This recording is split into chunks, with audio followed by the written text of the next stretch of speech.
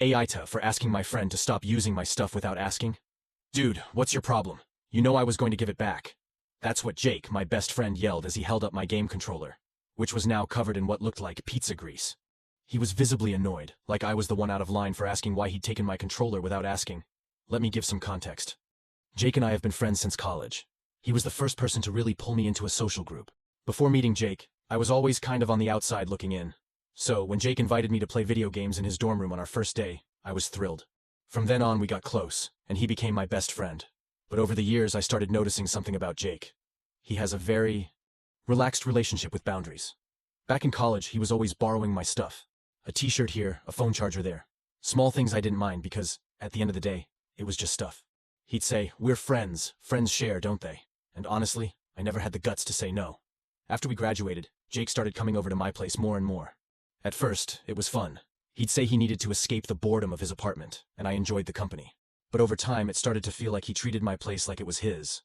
One day I came home and found Jake sitting on my couch in his boxers, wearing one of my t-shirts, eating a bowl of cereal, with the last of my milk. "Hope you don't mind, dude. I was starving," he said without even looking up. Sure," I mumbled, feeling uncomfortable but not wanting to make it a big deal. After that, things just escalated. Jake started borrowing my games, claiming he wanted to try them out. When I'd ask for them back, he'd say, "Oh, I'm not done yet. Just give me another week."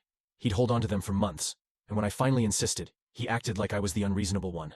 The worst was when he asked to borrow my laptop for a quick thing.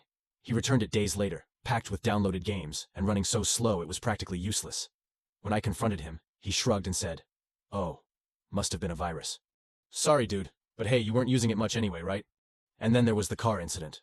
Jake's car was in the shop, so he asked to borrow mine for just a quick trip. He came back hours later with an empty gas tank, munching on fries, and leaving crumbs all over my seats. When I mentioned the gas, he waved me off. "Relax, man. I'll fill it up later." Don't you trust me? Why didn't I push back? Because Jake was my best friend. Anytime he did something like this, he'd say something that made me feel guilty for being upset. "You're my only real friend," he'd say, and it would hit me right in the chest. I didn't want to lose our friendship, so I just let it go. But after a while, all those small things started piling up. My closet was emptier, my bank account smaller, because he forgot his wallet so often, and my personal space was completely invaded. And still, I kept my mouth shut. Until the controller incident. The controller incident was the tipping point. But it wasn't just about the greasy mess Jake had left on it. It was everything that led up to that moment. Years of small favors piling up until it felt like I was more of a resource to Jake than a friend. After Jake yelled at me for calling him out, I felt awful. He stormed off, muttering something about how I'd changed and how I wasn't as cool as I used to be. I sat there staring at the controller, wondering if I'd overreacted. Was I being too uptight?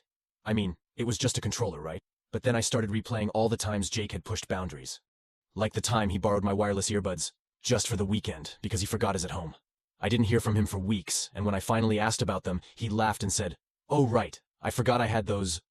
My bad. When he gave them back, one of the earbuds was missing, and the case looked like it had been through a war zone. Or the time he borrowed my bike.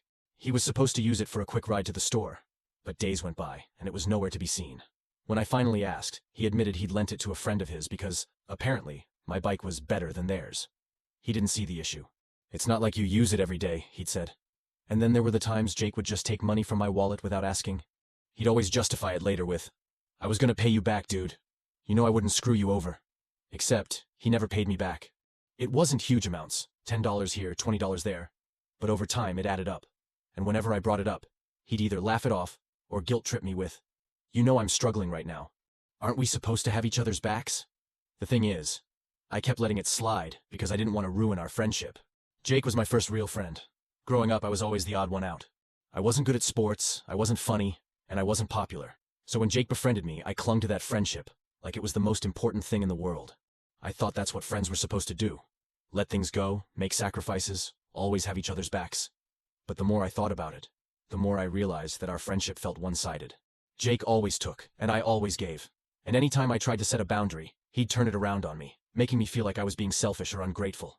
Take the time he asked to crash at my place for a few nights because his landlord was renovating his apartment. I said yes, of course, because what kind of friend would I be if I didn't help? A few nights turned into a week. A week turned into 2. Before I knew it, Jake had been living in my guest room for nearly 3 months.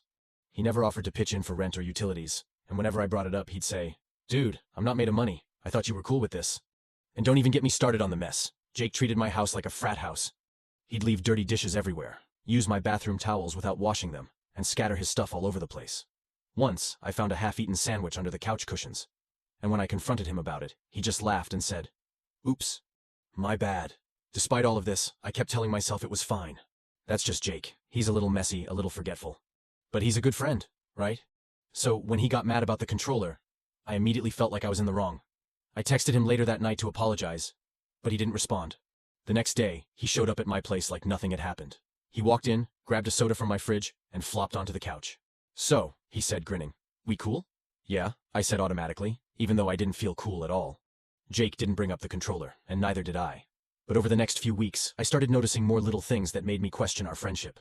Like the time I invited a few friends over for a movie night, and Jake spent the entire evening hogging the snacks and interrupting the movie with his loud commentary. One of my friends pulled me aside and asked, "Is he always like this?" I laughed it off, but deep down, I was embarrassed. Or the time he borrowed my favorite hoodie and returned it with a giant stain on the sleeve.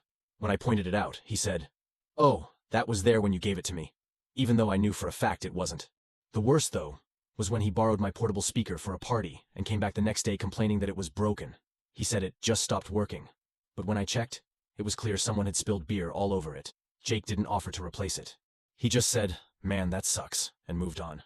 I started feeling like a doormat, but every time I thought about confronting him, I'd hear his voice in my head saying, "You're my only real friend." I reached my breaking point 2 weeks ago. Jake had asked to borrow my car again because his was acting up. I told him no. I'd already learned my lesson from the last time. The empty gas tank, the crumbs everywhere, and the weird smell that lingered for weeks. But Jake didn't take it well. "Seriously?" he said, looking genuinely offended. "After everything we've been through, you can't let me borrow your car for one day? One freaking day?" I stood my ground. "Jake, last time you borrowed it, you didn't fill up the tank, and you left it a mess. I'm not comfortable lending it out again." His response was textbook Jake. He crossed his arms, tilted his head, and said, "Wow. So this is how you treat your best friend? You know I'd do anything for you, right?" Would he, though? The question echoed in my head. Jake always said that. But when had he ever actually come through for me? When had he ever gone out of his way to help me the way I'd always bent over backward for him?